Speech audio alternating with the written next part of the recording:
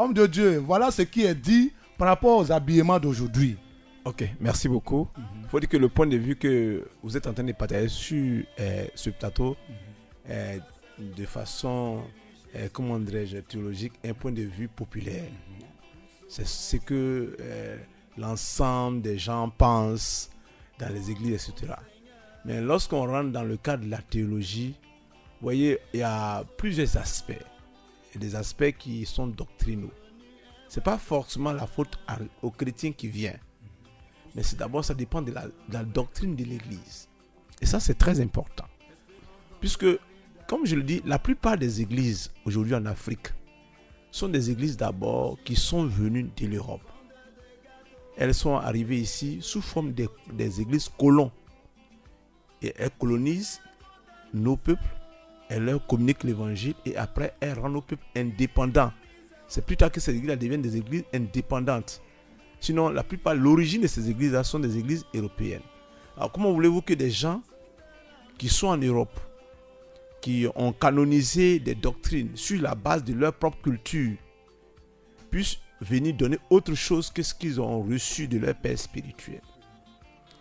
C'est pour ça qu'un jour, je pensais comme ça à une possibilité d'un synode africain des églises de la nouvelle alliance en Christ, pour essayer un peu de, non pas de modifier, mais d'examiner un peu comment l'église en Afrique impacte de façon négative même nos cultures. Parce que ce que vous citez, les pantalons et autres, ne faut pas partir de notre culture. Ce sont des choses qui sont venues de l'Europe. Et la notion d'habit d'homme et d'habit de femme est une notion culturelle. À partir de ce moment précis, vous allez voir que lorsqu'on arrive dans une église, les gens disent il y a pantalon de femmes, il y a pantalon de garçons, etc., etc. Il y a des nations où des gens portent des jupes, etc., etc. Ça va rentrer sur le problème de port de voile. On va dire que c'est la chevelure de la femme, etc., etc. Non, c'est carrément même au-delà même du chrétien lambda qui vient à l'église. Mais c'est la doctrine, la théologie, comment dirais-je, qui est pratiquée en sein de cette église-là qui fait aujourd'hui problème. Alors, mais nos églises, excusez-moi du terme, ne sont pas totalement indépendantes. Pour être indépendant, il faut s'affranchir de quoi? De beaucoup de choses. Parce que Christ est le message central de la Bible. Mais la doctrine n'est que quoi? C'est quoi? C'est une corrélation avec l'évangile, mais avec quoi? Avec des églises. C'est-à-dire des gens se mettent ensemble et puis décident de croire en ceci à travers la parole de Dieu. C'est ce qu'on appelle la doctrine. Nous croyons en ceci. Ça veut dire que la doctrine des évangéliques est différente de la doctrine des catholiques, etc., etc. Il y a des modifications doctrinales par-ci par-là parce que c'est des éléments qui sont pris en compte par des personnes qui n'ont aucune connaissance même de la vie culturelle africaine, etc., etc. Et quand il y a un problème linguistique, le langage hébraïque dans son contenu des messages qui sont difficilement transcriptibles en français. Donc, il y a un problème de traduction, un problème linguistique. Et ça agit sur le comportement. C'est pour ça que le message central de la Bible, on s'accorde autour de ça, Christ. Sinon, effectivement, le monde va en dérive. Parce que même quand nous regardons ceux qui nous ont donné la Bible, je vais parler des Juifs. On regarde aujourd'hui le judaïsme, les Juifs dans leur culture, dans leurs coutumes. On s'aperçoit que l'Église chrétienne est très loin, très très loin de cette culture hébraïque-là qui a enfanté le christianisme. Donc, qu'est-ce que je veux dire? Je veux dire qu'il y a une envie de modernité dans nos églises qui sont dues au père de l'Église. Et cela a besoin, pour que les choses soient comprises en Afrique, qu'il y ait ce qu'on appelle un réveil africain, où des hommes de Dieu, des femmes de Dieu puissent se mettre au travail pour essayer de trouver un canevas qui peut permettre aux Africains, non pas de sortir de la Bible, mais d'avoir une théologie, d'avoir quelque chose quand même qui leur permette, d'être de vrais chrétiens dans leur originalité culturelle et cultuelle. Voilà un peu le problème. Maintenant, si nous prenons dans le cas général, il y a l'influence du monde. Le monde a une grande influence. Et Jésus l'a dit clairement, il dit, est-ce que le jour qu'il va revenir, est-ce qu'il va trouver la foi sur la terre? Donc, le monde a un poids. Que ce soit au niveau des foyers ou même déjà au niveau des mariages. Le monde influencé. La Côte d'Ivoire aujourd'hui tolère l'homosexualité. Et de façon légale, on le tolère parce qu'on a demandé à notre État de reconnaître ce qu'on appelle, l'homosexualité. On appelle ça, le droit des minorités. Il y a des thèmes péjoratifs, des thèmes difficilement acceptables. Mais quand vous allez dire ça, on va dire non, vous êtes dogmatique, vous êtes comment dirais-je, permettez-moi le mot, vous êtes, comment dirais-je, des gens, on dit quoi? Des gens, hein? Non, pas trop chrétiens, il y a un mot là, un mot dur là, pour te classer sur le rang des djihadistes, l'extrémisme, voilà. On parle d'extrémisme religieux. Or, le problème d'éthique n'est pas un problème d'extrémisme. C'est un problème fortement humanitaire, humaniste et social et sociologique. L'Afrique n'a pas besoin d'une culture européenne dégradée. L'Afrique n'est pas une poubelle.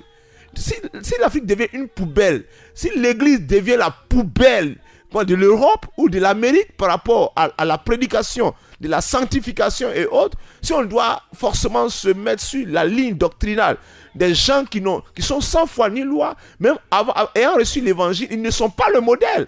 Les Européens ne sont pas le modèle sur le plan ecclésial. Les Américains ne sont pas le modèle sur le plan ecclésial. C'est pour ça que quand je me mets dans mon pot de fondateur de la mission puissance et gloire, j'épouse là mon idéal et mon idée de quoi? D'indépendance culturelle et théologique. Pas parce que je me crois quelque chose par rapport aux autres, mais parce que je pense qu'il y a une affirmation qu'il faut faire de la doctrine de Dieu par rapport à notre propre connaissance, notre appréhension, notre intuition, notre spiritualité, notre onction, notre autorité, notre dignité d'Africains et de chrétiens tout court, que de nous aligner sur des doctrines farfelues qui ont été fabriquées par des personnes. C'est vrai qu'au départ, sont poussés par Dieu, mais que d'autres vont utiliser comme une pédagogie coloniale et colonialiste pour ensevelir, pour asservir, pour endoctriner, pour anéantir, pour annihiler nos valeurs culturelles qui font que l'Afrique demeure aujourd'hui le berceau du christianisme. Parce que je vous dis qu'il n'y a pas de christianisme en Europe. C'est en Afrique qu'on trouve le christianisme. Mais là encore, il y a un problème parce qu'il y a des Africains qui eux-mêmes là ne sont pas conscients de cet état de fait-là, de leur spiritualité, de cette apologie qu'il faut faire de la culture africaine de façon positive. C'est pas tout qui est positif, mais de façon positive. Dans le cadre, par exemple, de l'habillement que les femmes viennent d'exalter tout à l'heure. Moi, ma maman au village, elle est toujours voilée. Voilà. Ma maman, elle est toujours voilée. Pourtant, elle n'était pas chrétienne. Voilà. Quand elle est habillée, tu ne vas jamais voir son diakoto ou son koyo dehors. Aujourd'hui, c'est devenu hystérique. C'est devenu de façon erronée, humiliant. Peut-être même, je veux dire, c'est devenu quelque chose qui fait mal de voir que nos chrétiens n'ont pas encore compris que le ciel qui est le cœur, ce cœur-là, il est manifeste. Jésus n'est pas resté esprit, il est devenu chair. Donc si Jésus, il est dans ton cœur en tant qu'esprit, il faut qu'il soit chair sur ta peau. Il faut qu'il soit manifeste. Jésus n'est pas resté esprit, il est devenu chair. Donc la foi doit être manifeste.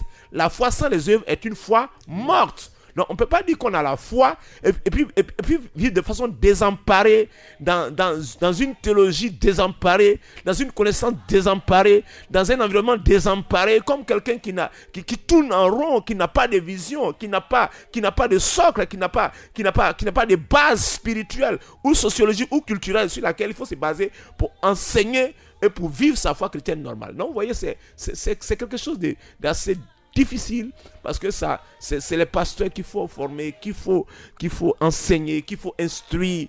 Et nous sommes très petits sur le plan de la connaissance pour qu'on nous fasse confiance, pour donner le petit que nous avons. Mais je dis merci à Radio Giglo qui nous permet quand même souvent de nous exprimer et de donner un point de vue assez théologique, assez christocentrique, mais qui ne cadre pas forcément sur les attitudes colonialistes ou néocolonialistes, si vous voulez, ou bien même de la spiritualité qui nous est vendue ici en tant que des fonctionnaires. Moi, je ne suis pas un fonctionnaire, je suis libre, je suis indépendant, je suis chrétien, et j'ai un arrêté ministériel, je prêche l'évangile, je suis prêt à échanger avec les plus grands théologiens de ce monde parce que j'en ai fréquenté plein. Il y en a qui ont été mon formateur, il y en a qui ont eu des débats avec moi. Je pense que ça peut me permettre de m'affranchir peut-être de ce que je ne connais pas ou de ce que je ne sais pas en vue de devenir meilleur. Parce que je cherche à devenir meilleur. Merci. Oui. Oui. À vous entendre, je sais que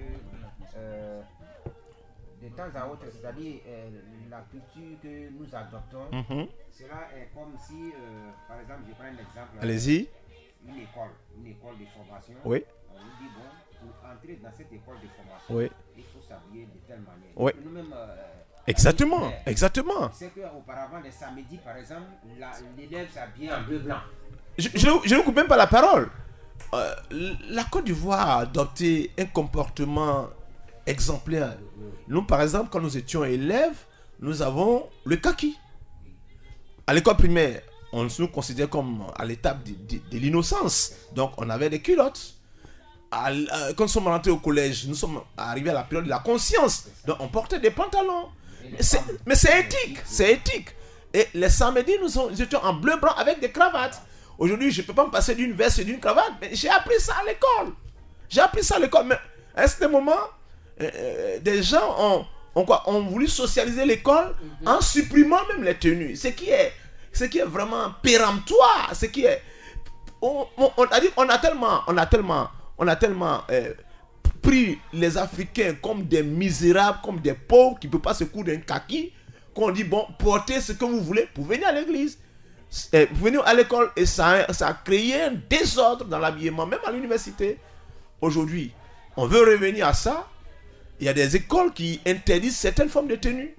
Mais la culture et la culturation qui continue de façon oppressive avec ces médias étrangers qui chaque jour nous assaisonnent de leur culture machiavélique, de leur culture insensée, de leur poubelle qui jettent sur nous. Parce que nous sommes sur Internet, nous sommes sur les réseaux sociaux, nous sommes sur toutes ces chaînes de radio et de télévision. On croit que nous sommes en train de nous informer, nous sommes en train de nous tuer, de nous empoisonner. Et c'est vraiment dommage. Donc vous voyez, l'État a une responsabilité. On parle de quoi? Corruption des mœurs. C'est des choses, mais apparemment, on peut parler de corruption des mœurs aujourd'hui. Vous arrivez dans les rues d'Abidjan, vous allez voir ces jeunes filles dans des accoutrements, extravagants. Donc, à vous entendre, la faute aussi revient aux hommes de Dieu, parce que l'enseignement vient de là. Mais l'homme de Dieu lui-même n'a même pas été formé. Il ne sait pas ce qu'il enseigne. Il y a plein qui prêchent ce qu'ils ne connaissent pas. Il ne faut pas parler de Jésus comme si on parle... il ne connaît pas. Non, mais lui, en fait, il est parvenu. Il est venu par rapport à une situation sociale. Donc, il n'a pas pris le temps de comprendre, de tester et de recevoir l'appel. Parce que Jésus, je le dis, à 12 ans, il était capable de nous éblouir par des prédications. Mais il y a eu un temps de formation. Ce silence entre 12 ans et 30 ans en dit long. Un temps de maturation et de maturité. C'est pour ça que, excusez-moi du terme, on dit je suis méchant ou je suis très dur envers. Non, je ne suis pas dur avec le pasteur. Le pasteur, c'est une élite. Un seul pasteur peut former 1000, 10 000, 1 million de personnes. Comme il peut appeler 1000, 10 000 ou 1 million par sa prédication. Donc, il y a un problème de formation. Mais on ne veut pas se former. Quand on a prêché, qu'on a eu 1000 personnes, qu'on a une voiture, qu'on a une dîme, on a une offrande, on se dit qu'on a plus d'autorité, plus d'onction que celui qui a 10 personnes dans son église, que celui qui marche à pied, etc. Donc, il y a cette pensée erronée et comment dirais-je, et vraiment méprisante qu'on a de l'ecclésial. Que Dieu vous bénisse. Merci beaucoup. Je voulais demander à nos techniciens du jour de nous donner un cantique d'abord pour essouffler.